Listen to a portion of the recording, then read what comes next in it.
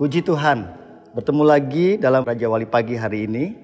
Pembacaan ayat firman Allah hari ini terambil dari Keluaran 12 ayat 23 sampai 24. Demikian bunyi firman Tuhan.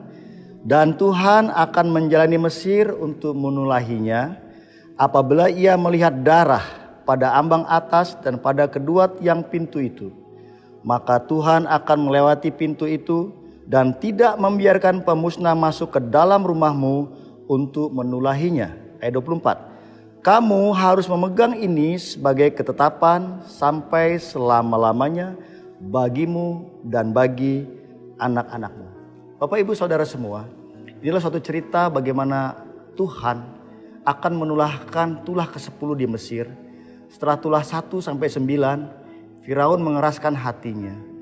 Dan Tuhan berfirman melalui Musa, yang kalau kita lihat di dalam Keluaran 12 ayat 5, bahwa bangsa Israel harus menyiapkan domba atau kambing yang tidak bercacat celah, yang berumur 1 tahun, dan darah itu disembelih, dikuaskan, ditaruh di atas pintu dan kiri kanan pintu. Ketika malaikat maut mendatangi Mesir, maka melihat tanda darah di pintu tersebut, malaikat maut melewatinya. Itulah yang disebut Paskah, yang artinya dilewati atau Passover.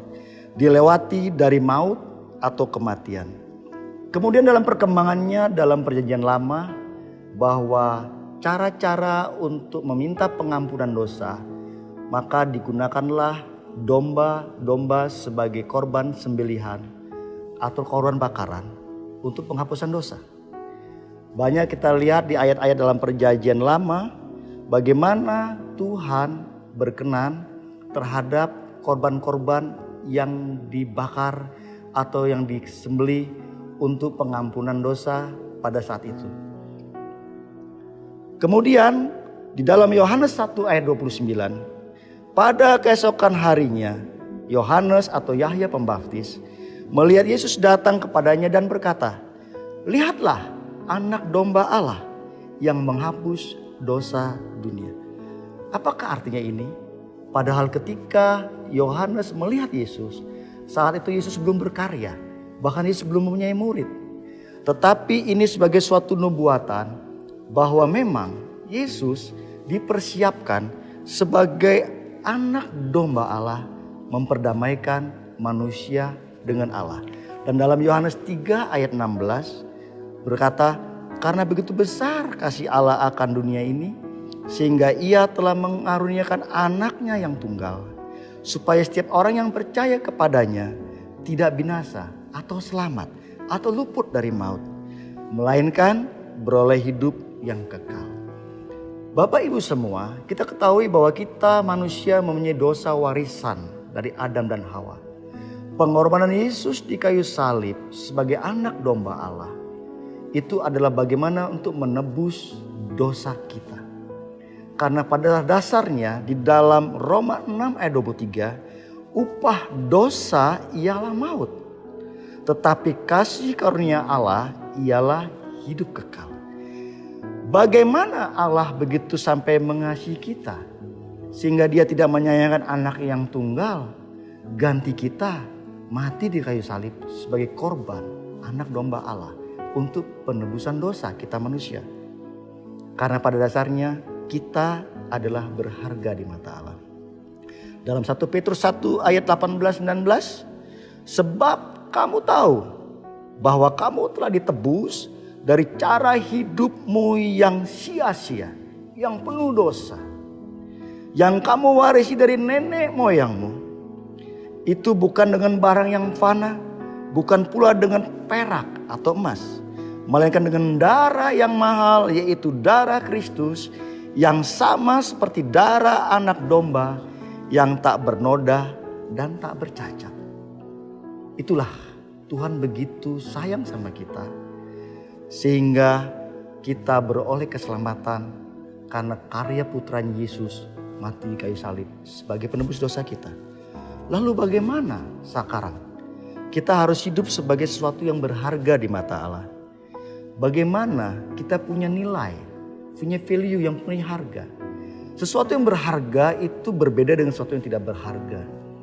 Baik dari kadar keaslian, kadar kemurnian, atau kadar daripada harga. Apapun bentuknya. Sesuatu yang berharga berarti punya nilai. Punya sesuatu yang tidak didapat dari barang-barang lain. Kita diminta Tuhan menjadi sesuatu yang berharga. Karena untuk itulah Tuhan mau menebus kita dari dosa. Perbuatan yang baik dalam kehidupan sehari-hari. Di rumah, di sekolah, di kampus, di kantor, dalam masyarakat, dalam kehidupan bergereja. Menjadi bagian yang baik sebagai nilai hidup yang baik. Melakukan perbuatan-perbuatan yang baik itu menjadi sesuatu yang diakui. Sesuatu menjadi nilai-nilai hidup yang baik, yang menjadi panutan. Untuk itulah kita hidup. Kita bermanfaat, menjadi panutan, membangun kebersamaan, baik sebagai personal to personal, kelompok-kelompok, bahkan dalam suatu komunitas jemaat atau lembaga. Di dalam Titus 2 ayat 7 dikatakan, dan jadikan dirimu sendiri sebagai suatu teladan berbuat baik. Mari kita hormati pengorbanan Yesus di kayu salib dengan mengerti dengan benar bahwa kita ini berharga di mata Allah. Menjadi teladan dalam kebaikan tidak harus tunggu dewasa, tidak harus tunggu tua. Menjadi teladan dalam kebaikan ketika kita sadar bahwa kita sudah ditebus bukan dengan barang yang fana, tetapi oleh darah yang mahal, darah Yesus.